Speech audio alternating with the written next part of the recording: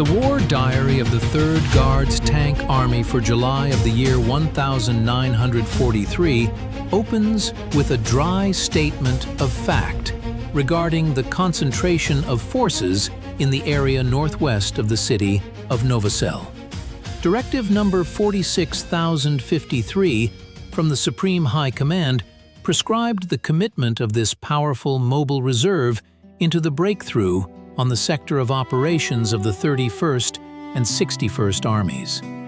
On paper, the condition of the 3rd Guards Tank Army under Pavel Rybalko appeared impressive. In the composition of the 12th and 15th Tank Corps, as well as the 91st Separate Tank Brigade, there were listed 457 T-34 tanks and 212 T-70 tanks. The total personnel exceeded 47,000 men.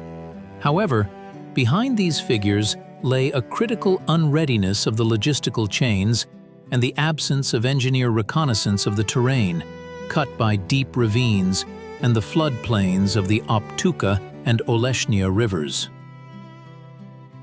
Before proceeding to a detailed reconstruction of events, I ask you to subscribe to this channel. Your support allows us to continue working with archival documents and restoring the historical accuracy of large-scale battles. The economic and technical potential of the sides by midsummer of the year 1943 was in a state of extreme tension. Soviet industry had reached peak production levels for armored vehicles, but the quality of crew training and the coordination of staff work did not always match the pace of saturating the front with equipment.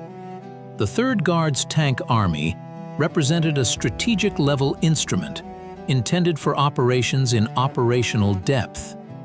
The German defense in the 2nd Army sector of Army Group Center relied on a developed network of strong points, covered by anti-tank areas. For every kilometer of front, the enemy concentrated up to 10 anti-tank guns of 75mm caliber and above. The road capacity in the advance area amounted to no more than 2 columns per hour, creating preconditions for traffic jams when committing large tank masses. On July 19th of the year 1943, the Army received the order to advance. The forward units of the 12th Tank Corps encountered the first planning problem. The staff maps did not properly reflect the minefields in the advance strip of the 33rd Rifle Division. As a result, the 1st and 2nd Companies of the 30th Tank Brigade lost 14 vehicles to mines, even before engaging the enemy's firing points. Here is recorded the first discrepancy in the archival sources. In the final report of the front staff, it is stated that the minefields were partially neutralized by sappers, while in the log of the repair battalion of the 30th Brigade, it is noted that the nature of the damage to the rollers and tracks indicates running over freshly laid TM-42 mines, for which no reconnaissance had been conducted. On July 20th of the year 1943, at 10:30 in the morning, units of Rybalko's army launched a large-scale offensive. The main blow fell on the line of the Oleshnia River. The infantry accompaniment from the 3rd Combined Arms Army failed to ensure the proper pace of advance. The density of Soviet artillery fire amounted to 60 guns per kilometer of front, which, according to the regulations of that time, was considered sufficient for a breakthrough. However, the German counter-battery fire proved more effective. The German artillery grouping, which included battalions of heavy 150mm howitzers, suppressed the positions of Soviet batteries in the sector of heights 213 and 7. As a result, the tanks of the 12th Corps went into the attack without fire support. By 2 o'clock in the afternoon, the 34th and 97th Tank Brigades had reached the western bank of the Oleshnia River. Here emerged the second error in operational planning related to the terrain. The steepness of the slopes in this sector reached 35 degrees, making it impossible for T-34 tanks to climb without prior engineering preparation. The vehicles accumulated in the lowlands, becoming static targets for German assault guns of the Stug 3 type, camouflaged on the reverse slopes of the heights. In 3 hours of fighting, the 97th Brigade lost 32 units of equipment, of which 26 were completely knocked out by direct fire. The infantry, cut off by machine gun fire, went to ground at a distance of 800 meters from the tank formations. Communication between subunits was carried out by runners, as Type 9R radios failed due to the intense detonation of shells. On July 21, 1943, the situation deteriorated. The command demanded acceleration of the advance toward the settlement of Otrada. The 15th Tank Corps was committed to the battle in a narrow corridor no wider than 3 kilometers. This decision contradicted the fundamentals of tactical employment of large armored formations. In the operational summaries of the Army staff for that day, it was noted that the tanks operated in close coordination with aviation. However, in the flight logs of the 15th Air Army, it was recorded that due to low cloud cover and the absence of clear ground targeting, IL-2 attack aircraft carried out only 12 sorties in support of Rybalko's corps. At the same time, German aviation, in the form of Ju-87 groups, delivered a massive strike against the crossings. It should be noted here as a second serious discrepancy in the archival documents. In the report of the commander of the front's armored and mechanized forces, it is stated that the losses of the 15th Corps on July 21st amounted to 48 vehicles. However, the records of irrecoverable losses of materiel for the same corps register the write-off of 82 tanks, of which 54 were T-34s. This difference of 40 units is explained by the staff's attempt to conceal the scale of losses on the first day of the active phase of the operation. The majority of vehicles were lost as a result of ammunition detonation upon hits from 88mm shells, which indicates the high density of German anti-tank defenses that reconnaissance had deemed suppressed. July 22nd and 23rd, 1943, became days of positional deadlock. Rybalko's tanks were used as armored shields for the infantry. The average rate of advance did not exceed 1.5 kilometers per day. Supply of fuels and lubricants was disrupted. By the evening of July 22nd, the remaining diesel fuel in the vehicle tanks amounted to less than 15% of the refueling norm. Fuel convoys were stuck on the eastern bank of the Neruch River due to the destruction of bridges and continuous enemy air raids. In conditions of fuel shortage, the tanks turned into immobile firing points, which facilitated the task for German tank hunters.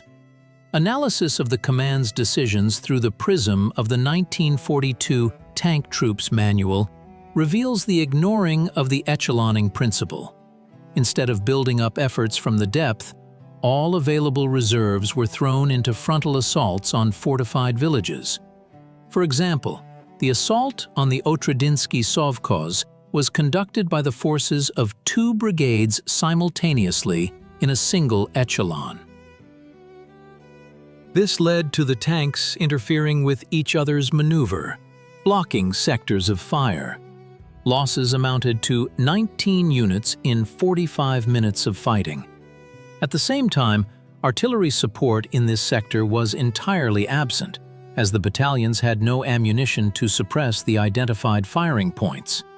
On July 24, 1943, an event occurred that finally sealed the failure of the offensive in this sector. The 3rd Guards Tank Army received orders to regroup and change the direction of the attack. Under conditions of active enemy fire, such a maneuver is extremely difficult. During the withdrawal of subunits, disorganization arose. The columns of the 12th Corps cut off the movement routes of the rear units of the 15th Corps. In the area of the settlement of Spasskoy, a traffic jam formed consisting of 300 vehicles. German artillery fired at coordinates that had been pre-registered in previous days. Over 2 hours, 47 trucks and 12 tanks were knocked out. The third archival discrepancy concerns the assessment of enemy forces. In the intelligence summaries of Army headquarters under Rybalko, it was stated that they were facing units from 2 SS tank divisions. However, according to captured documents from the headquarters of the Wehrmacht's 2nd Tank Army, in this sector there were only scattered combat groups from the 7th and 35th Infantry divisions, reinforced by 1 battalion of assault guns. This means that the colossal losses of the Soviet Tank Army were inflicted not by elite tank formations, but by standard anti-tank defenses of infantry units, indicating an extremely low level of coordination between Soviet branches of the armed forces. By July 26, 1943, the Army's offensive potential was effectively exhausted. Fewer than 150 serviceable T-34 tanks remained from the initial 457. The percentage of losses in command personnel at the company battalion level reached 60%. Many crews were formed from reinforcements that arrived just 3 days before the operation began, and they lacked experience in operating as part of large subunits. Drivers' mechanics often failed to handle control on rough terrain, leading to transmission failures. The technical condition log indicates 42 vehicles that broke down due to technical reasons during marches, accounting for nearly 10% of total losses. The dry summary of the 3rd Guards Tank Army's actions in Operation Kutuzov looks as follows. Over 10 days of active combat, the Army advanced to a depth of no more than 20 kilometers. This distance was paid for with 584 tanks, deemed irretrievably lost or requiring major factory repairs. 17,842 personnel were removed from action, of whom 5,631 were killed in action or missing. The territorial gains were tactical in nature and did not lead to the collapse of the German front near Orel. The reason for such a result was a complex of factors. First, errors in the use of tank masses in conditions of heavily rugged terrain without prior engineering support. Second, a catastrophic gap in the pace of advance between tanks and infantry, which left armored vehicles without cover from enemy infantry anti-tank weapons. Third, unsatisfactory work of staff communications and logistics, leading to shell and fuel shortages at critical moments of the battle. Soviet historiography in the post-war period preferred to focus on the overall success of the Battle of Kursk, virtually excluding details of the defeat of Rybalko's army near Orel from wide access. Documents were classified, and the command's actions were described in general terms as stubborn fighting to improve positions.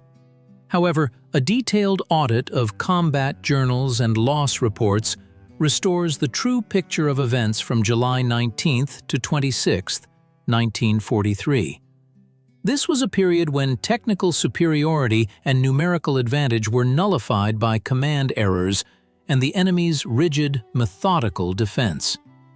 The material technical base of the army had been so severely undermined that Rybalko required more than a month and a half to restore combat readiness before being redeployed to the Bucharin bridgehead. The experience gained under Orel was paid for with an enormous number of lives and equipment. Subsequently, this episode was used in narrow circles of the General Staff Academy as an example of how not to introduce a tank army into a breakthrough on an unprepared sector of the front. Statistics on ammunition expenditure during the operation period also confirm the inefficiency of resource utilization. more than 40,000 76mm shells were expended. Yet fewer than 200 confirmed destroyed enemy targets, including artillery positions and armored vehicles, were recorded. This indicates area firing and a lack of fire correction. For comparison, German anti-tank units expended an average of 4 shells per confirmed hit on a Soviet tank. Operation Kutuzov for the 3rd Guards Tank Army concluded with its withdrawal to the Stavka Reserve. The Orel front was ultimately breached, but this occurred thanks to the efforts of the combined arms armies and the massed employment of heavy artillery, rather than as a result of the deep tank raid on which the command had pinned its hopes. The technical precision of archival data allows the conclusion that this offensive became one of the most costly and least effective episodes of the 1943 summer campaign. For the sake of completeness, it is necessary to examine the state of reserves as of July 27, 1943. In the Army's repair pools, 312 units of equipment had accumulated. Of these, 198 had through armor penetrations requiring highly complex welding work. Evacuation assets, consisting of Stalinets-type tractors, could not cope with the volume of tasks due to constant shelling of the evacuation routes. As a result, more than 70 knocked-out tanks were left on territory controlled by the enemy and were ultimately destroyed by German sappers using demolition charges during their withdrawal. Analyzing the density of artillery fire per linear meter of front in the Otrada-Spasskoye sector reveals that it was half the calculated norms for breaking through echeloned defenses.